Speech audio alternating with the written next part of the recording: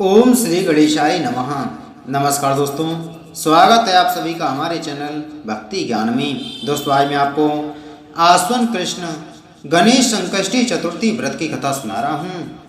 युधिष्ठिर ने पूछा कि हे कृष्ण जी, मैंने सुना है कि आश्विन कृष्ण चतुर्थी को संकटा चतुर्थी कहते हैं और उस दिन किस भांति गणेश जी की पूजा करनी चाहिए। हे जगदीश्वर, आप कृपा करके मुझसे विस्तार पूर्वक कहिए।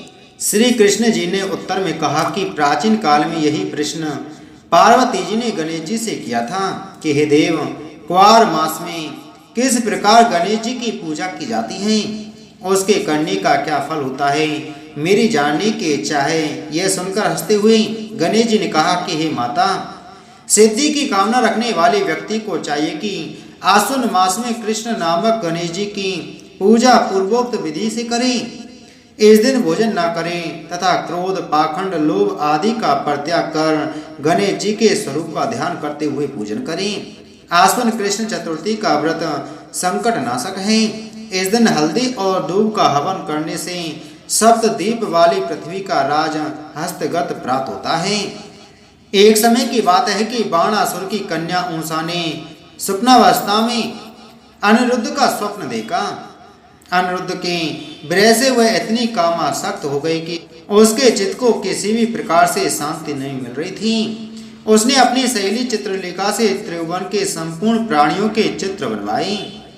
जब चित्र में अनिरुद्ध को देखा तो कहा, मैंने इसी व्यक्ति को स्वप्न में देखा था, इसी के साथ मेरा प्राणी गहन भी हुआ था। हे सुजगने, यह व्यक्ति जहाँ कहीं भी मिल सके ढूंढ लाओ, अन्यथा इसके वियोग में मैं अपने प्राण छोड़ दूंगी।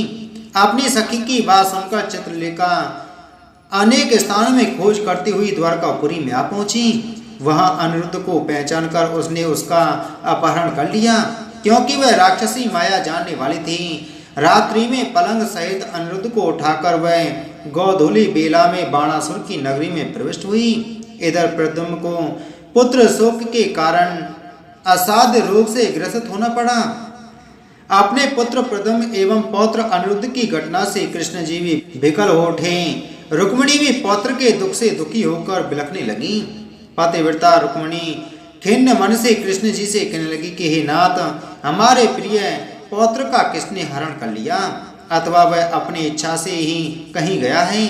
मैं आपके सामने शोकाकुल हो अपने प्राण छोड़ दूंगी। रुक्मिणी की ऐसी बात सुनकर श्री कृष्ण जी यादवों की सभा में उपस्थित हुई। वहां उन्होंने परम तेजस्वी लोमस ऋषि के दर्शन किए। उन्हें प्रणाम कर श्री कृष्ण जी ने सारी घटना कह सुनाई। श्री कृष्ण ने लोमस ऋषि से पूछा कि मुनिवर, हमारे पौत्र को कौन ले गया? वह कहीं स्वयं तो नहीं चला गया है? हमारे बुद्धिमान पौत्र का किसने अपहरण कर लिया, यह बात मैं नहीं जानता हूँ। उसकी माता पुत्र वियोग के कारण बहुत दुखी है। कृष्ण जी की बात सुनकर लोमस मुनि ने कहा, महर्षि लोमस जी ने कहा कि हे कृष्ण, बाणासुर की कन्या ऊषा की सहेली चित्रलेखा ने आपके पौत्र का हरण कर लिया है और उसे बाणासुर के महल में छिपा कर रखा है। यह बात नारद जी ने बताई है। आप आश्विन मास के कृष्ण चतुर्थी संकटा का अनुष्ठान कीजिए। इस व्रत के करने से आपका पौत्र अवश्य ही आ जाएगा। ऐसा कहकर मुनि वन में चले गए। उन्होंने संकटा व्रत करने का उपदेश किया। श्री कृष्ण जी ने लोमस ऋषि के कथानुसार व्रत किया। हे देवी, इस व्रत के प्रभाव से उन्होंने अपने शत्रु बाणासुर को पराजित कर दिया। यद्यपि उस भीषण युद्ध में मेरे पिता शिवजी ने बाणासुर की बड़ी रक्षा की, फिर भी वह परास्त हो गया। भगवान कृष्ण ने कुपित होकर बाणासुर की सहस्त्र भुजाओं को काट डाला। ऐसी सफलता मिलने का कारण व्रत का प्रभाव ही था। श्री गणेश जी को प्रसन्न करने तथा संपूर्ण विघ्न को समन करने के लिए इस व्रत के समान दूसरा कोई व्रत नहीं है।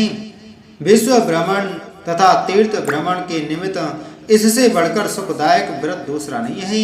श्री कृष्ण जी कहते हैं कि हे राजन, संपूर्ण विपत्तियों के विनाशार्थ इस व्रत को अवश्य ही करना चाहिए। इसके प्रभाव से शत्रुओं पर आप विजय लाभ करेंगे एवं राज्य अधिकारी होंगे। इस व्रत के मातम का वर्णन बड़े बड़े विद्वान भी नहीं कर सकते। हे प्रथा कुंती तनय, मैंने इसका स्वयं अनुभव किया है।